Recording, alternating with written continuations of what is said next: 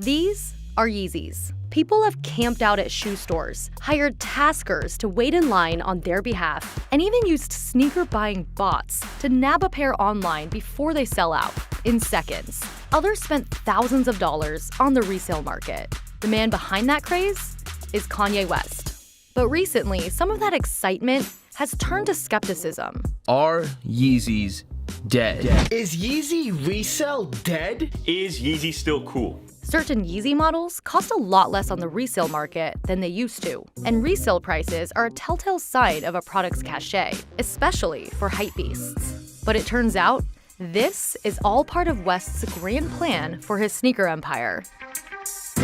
Here's how West created one of the most hyped sneakers of all time, and the struggles he's facing trying to build the brand into a household name. When I first got into sneakers back in middle school into high school, I just had this one pair of Adidas Superstars that I thought was the end-all be-all. Then I remember scrolling through my Facebook timeline and this beautiful red image of a pair of Kanye's Red October Nike sneakers popped up on my feed, and that was the first time that I stopped to look at a sneaker, just from a purely piece of art point of view.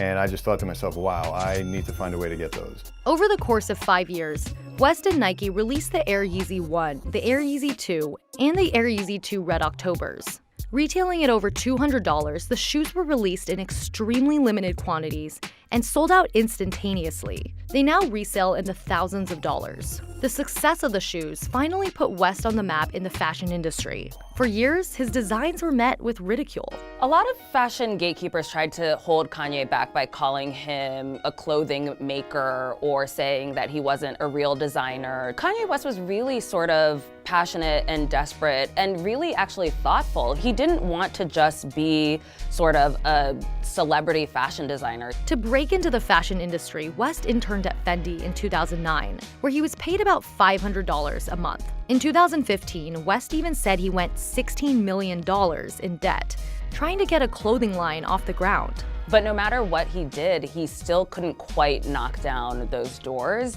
And so he took an alternative route through the sneaker world. West says he was a sneakerhead as a kid, even though he didn't have the money to buy the shoes he loved. When I was in 4th grade, I was drawing Jordans. When my mama couldn't afford them, I was drawing those Jordans. Getting kicked out of class for drawing them. West got his start as a producer on Jay-Z's 2001 album, The Blueprint. He hit it big as a hip-hop artist after releasing his own album, The College Dropout, in 2004. Then West set his sights on another passion of his: fashion. He even told a New York Fashion Week crowd in 2016 that his dream is to be the creative director of Hermes. While West had a difficult time getting people to buy into his clothing designs, his shoes instantly clicked with fans. The first pair of sneakers that really got me into sneaker collecting was that pair of Red October Yeezys. He articulated something in those sneakers that really resonated with me without saying a word, me not knowing anything about them. That sneaker was the spark that cascaded the entire rest of everything you see here over the past 3+ years. In Yeezy's first 8 years or so, hype around the shoe was at its strongest. Yeezy started as a partnership with Nike in 2009 before West switched to working with Adidas in 2013. During the Nike years and in the first few years of his partnership with Adidas, customers went to great lengths to get their hands on a pair. Any website you go to, Yeezys would probably sell out in under like 5 seconds. I've seen people camp for Yeezys in the dead cold winter. I've seen people have their little tents or whatever, or just bundled up in a lot of jackets or something. Caleb Chen is one of many sneaker flippers cashing in on the Yeezy's hype. I bought the Bread V2 for about $220, and I've sold it for about $1,100 to $1,200. But some of West's designs have been an acquired taste. People have scratched their heads or recoiled at certain Yeezy models that West released with Adidas, like the Yeezy Boost 700 Wave Runner, which came out in 2017. It drew comparisons to ugly dad shoes. Everyone across the internet was just like, oh my God, what is this? This is disgusting. Is this a joke? And I had all those same thoughts, but thinking about the big picture, I said every other time people or myself have thought that exact same thing about a sneaker Kanye has put out, people eventually turn around and go, oh wow, I was wrong. I wish I jumped on those sneakers when I had the chance. But designing sneakers just for hype beasts wasn't good enough for West. That's why he ultimately left Nike for Adidas in 2013. More creative freedom, and to turn Yeezys into a household name. West told BBC Radio in 2013 that he didn't want to be just another celebrity with his name attached to a sneaker. People didn't love the Yeezys the way they did for no reason. Picture this, for me to do the Yeezys and not have a joint venture backing deal with Nike the next day would have been like if I made Jesus Walks and was never allowed to make an album.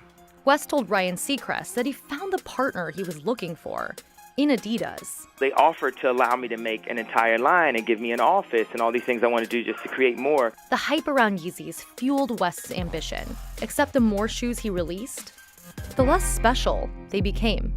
If you look at somebody like Kanye West, he's truly one of the most ambitious people I think that we have seen in the past few decades. Kanye West has called himself Walt Disney, he's called himself Steve Jobs. So we know that it's not just about a physical sneaker. It's about when he is gone and we are talking about Kanye West, we don't talk about just the music. We talk about what he's created, what he's left us, his stamp on the world. West wants his Yeezys legacy to go way beyond an expensive and inaccessible shoe.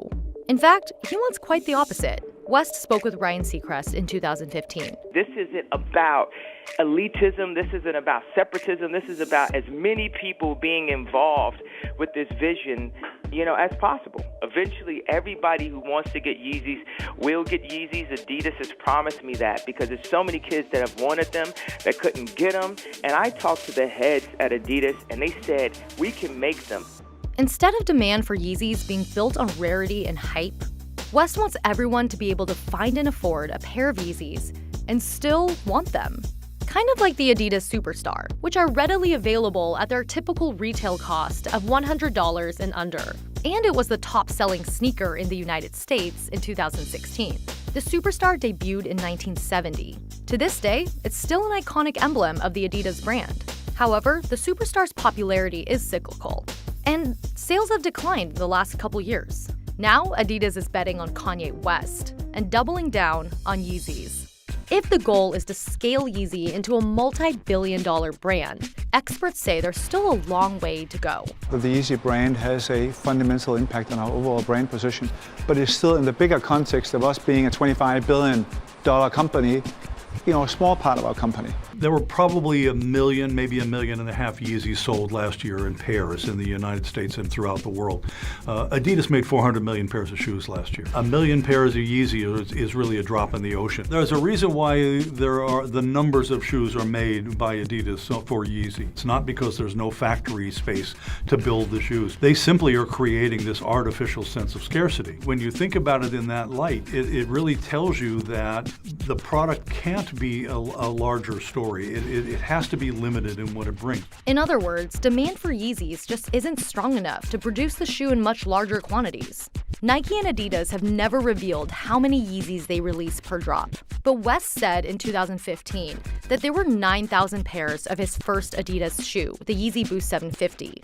He then boasted to Harper's Bazaar in 2016 that he was consistently selling out 40,000 shoe drops in 2 minutes. But Adidas was also dropping Yeezys less frequently back then.